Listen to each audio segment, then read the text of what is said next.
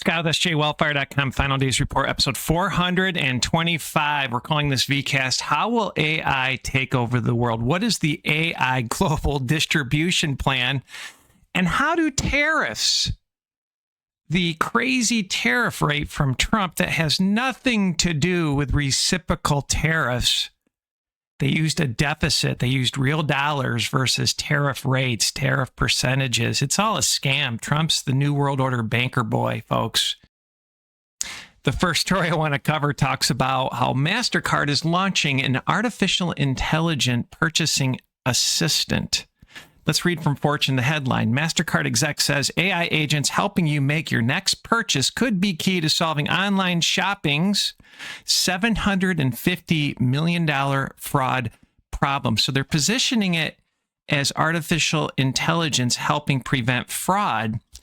But when you read the article, it talks about putting your profile in this artificial intelligence MasterCard, right? Who's your master? Putting things that you like, your shoe size, your weight. We'll take pictures of you probably and show clothes that fit. And then what was interesting is it'll seek the internet for the best deals. Now, in a way that sounds benign and good, but then it goes on to talk about how artificial intelligence will make the purchase for you. And it talks about encryption, that sort of thing, to prevent online shopper fraud. And my question is, how will this be used for the carbon tracker? How will this be used when the World Economic Forum business model basically says own nothing and like it? It's a control grid. It's a snare. Sure, it'll add some benefits at the start, but where is this headed, my friends? Once the mark of the beast is fully implemented and you can't buy or sell without it, how will this be implemented? So I wanted to understand MasterCard's global reach, and they're in basically 120 countries today. So they're a global powerhouse. But let's read from the article. MasterCard is pioneering a shift in online shopping with its new agent pay system, which allows AI agents to shop and pay on behalf of users. The company believes consumers are moving away from traditional web browsing and instead relying on AI assistants to discover and purchase products. To ensure security, MasterCard has introduced agent tokens, which protect transactions by encrypting payment credentials. This move comes as online shopping fraud reached $750 million in 2024, highlighting the need for safer digital transactions. This reminds me of the digital pandemic that we've talked about, right? That would be worse than COVID-19. MasterCard is collaborating with Microsoft, IBM, Braintree, and Checkout.com to scale this technology, aiming to make AI-driven commerce more secure and seamless. That's the good thing with a credit card is if you didn't make the purchase, you just challenge it. This seems to be solving a problem that isn't needed.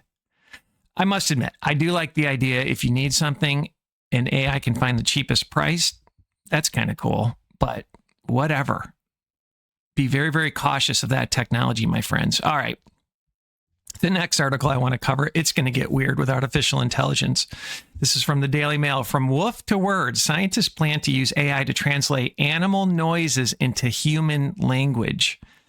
So you can talk to your pets. The system would allow deeper emotional communication and understanding between animals and humans, improving the accuracy and efficiency of cross-species communication. This is from a patent. Insanity. It's going to get weird. It's going to get absolutely weird, my friends. All right. We've talked about and actually have done some Bible studies, and I'm not saying thus says the Lord, but I suspect or I hypothesize that potentially the 10 kings in the end of days could be tech companies. And it spawned on me when I heard Klaus Schwab basically talk about how global governance will be like Google 3.0. So a couple old VCast, Final Days Report, episode 150 and 65 are the 10 kingdoms of the end times tech companies. It's something we need to look out for. And what really spawned me as well is somebody sent me an article. Will Facebook join the UN? Will Amazon join the UN? Check out that VCast because they're Big Brother on steroids, right? So if I'm right that the 10 kings of the end of days might be tech companies. The question is, how will AI be adopted globally? What's the strategy? So this next article blew me away. So Trump increased the tariff rates for many countries, but they weren't rate to rate. They were deficit, right? It was based on real dollar deficit versus actual tariff rates. It was a scam from the pit of hell. But so what's our government doing? Well, they're negotiating with other countries to accept Elon Musk's Starlink system. From the Washington Post, U.S. pushes nations facing tariffs to approve Musk's Starlink. Some countries have turned to the satellite internet firm in conjunction with trade talks, State Department staffers wrote. The U.S. has a strategic interest in countering Chinese internet providers, but Musk's role complicates the picture. So how do you get one or two artificial intelligence systems that rule the world, that are all knowing, that tie up to you with biodigital convergence, the Internet of Bodies, Internet of Things?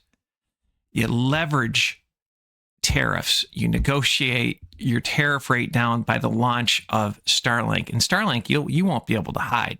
This thing will be everywhere. Let's read a little bit more from the article. The rise of the beast system. This was a Telegram post I did. Raise tariffs, negotiate Starlink implementation country by country. From the article, a series of internal government messages obtained by the Post reveal how U.S. embassies and State Department have pushed nations to clear hurdles for U.S. satellite companies, often mentioning Starlink by name. The only consideration in the Trump administration's trade negotiations with other countries is what's best for the American people. What's best for the controllers of the world. This has nothing to do with Americans, which include American companies succeeding at home and abroad.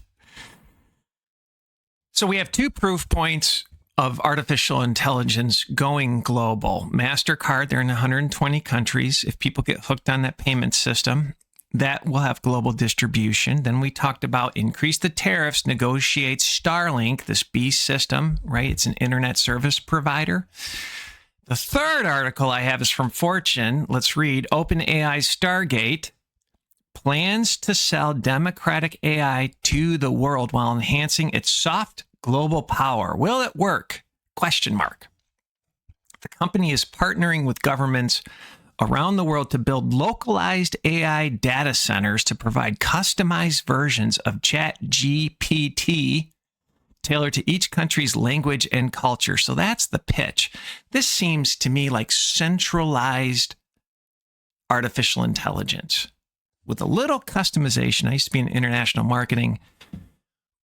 The brief I often would get is one global strategy, customize it on a localized level. That's what they're doing. Let's read a little bit more from the article. The initiative aligns with efforts by the Trump administration to win what it considers a fierce AI race at all costs to protect the U.S. economy. Does it really protect our economy? As well as prevail in the geopolitical AI chess game against China. China. We did the VCast in a testimony from Rick Wiles about how Greenspan at the time basically ran the Federal Reserve Bank of China. It's one big club. May there be infighting? Probably. To win means gaining soft power through AI, he added, pointing out that Chinese companies have previously used their technology to gain soft power overseas. Now, China does invest a lot in infrastructure. They really do. The article continues. Apparently, one of the key partners in the USA is AI diplomacy is OpenAI, which in the process of funding AI infrastructure overseas would also cement its own global soft power. Do you like those words? Global soft power? No, this is centralized government, friends, as it seeks to expand into a massive multinational corporation. Do you see it? So we have three stories. Let's summarize. MasterCard in 120 countries, leveraging an artificial purchasing assistant. Some neat benefits. maybe to save you some money, but when will that be turned into a tracker, a carbon dioxide tracker, beast system? Then Trump bogusly raises tariffs. The excuse was bogus, right? It wasn't rate to rate. It was deficit to some sort of whacked out formula. And the American population took it hook, line, and sinker. And then he's negotiating to launch Starlink around the world. And now this is the third story of how OpenAI with Stargate, that infrastructure, $500 billion infrastructure that was launched and discussed the second day of Trump's administration that came in left field. This is our enslavement. They're talking about 50% of the jobs dissipating in 10 years. Quick aside, I had a conversation with a friend who has 2 kids that are doctors. And she went on to say she does not mind if truckers are driverless because of safety. We've talked about that scam, how they're trying to make driving scary. You think about all these incidents where the cars go crazy and into the public. Screams psyop to me. Death is real, but it screams intentional to make driving dangerous. So better for AI to drive. And it was funny. I said, well, you know what kills a lot of people are doctors prescribing drugs that don't mix. People die from big pharma all the time. Bad surgeries. And I'm like, your same logic that you're talking about driverless cars applies more to doctors. And I told her, I think it's wicked. You know, it's wicked. I'd rather see a human than artificial intelligence. I don't trust it for a second. But she kind of was silent after that little debate and exchange. Let's continue down the road. Just what I thought was interesting, what you need to know. Another article from Fortune magazine. A group of anonymous traders scored a $100 million payday by buying Mrs. Trump's meme coin just before it launched publicly. They're leveraging the office for gain. Trump is the New World Order banker boy, bringing in this mark of the beast system, and I think destroying America on purpose. All right, the next story I thought was just a little bit interesting. Televangelist Jim Baker says he needs $1 million or he'll be out on the street. We know cable is dying. Not many people still have cable TV. The numbers just keep dropping off. And I think that's where he mostly submits his platform. But if he doesn't get $1 million, he'll lose everything and be homeless. If everyone that watches this program will give $1,000, we'll be able to pay our bills and stay on the air, he said on his show Tuesday. Otherwise, we got about another, maybe a month. One of the show's co-hosts indicated the financial problems began in 2020 when Baker was in trouble with a number of authorities for hawking a silver solution during the COVID-19 pandemic. Those are my words. In one case, he reached the settlement with the Missouri Attorney General that included restitution of $156,000. Now, I know he built a Christian community where you could buy a home, or that was his intent. And when I first became a Christian, I remember he actually had some good guests on that helped wake me up. I remember True News, Rick Wiles was on his show years ago, but I think they might have had a falling out, maybe on doctrine. I'm not sure, but I'm not saying Jim Baker is not redeemed, but it's just an interesting story. You always have to remember judgment starts in the house of the Lord. Let's continue down Noahide laws, right? Freemasonry is based on Kabbalah, the witchcraft that we've always talked about. And I just thought this was an interesting article because, in my opinion, Freemasons will be the ones that will execute Noahide laws around the world. You drive to any small town, you see the little Freemason logo. They're going to be the army to implement the beheading of Christians, atheists, homosexuals. From Freemasonry.network, France President Macron calls Freemasons to defend secularism in historic speech. Right, and if you follow the French Revolution, the Jacobins. I mean, they have a history, my friends. They have a history. And again, it's my opinion that I think Freemasons will enforce Noahide laws. So where does this leave us? I like to tie this to Scripture. This VCast reminds me of two things. 2 Timothy chapter 3, verses 1 through 5. This know also that the last days perilous times shall come.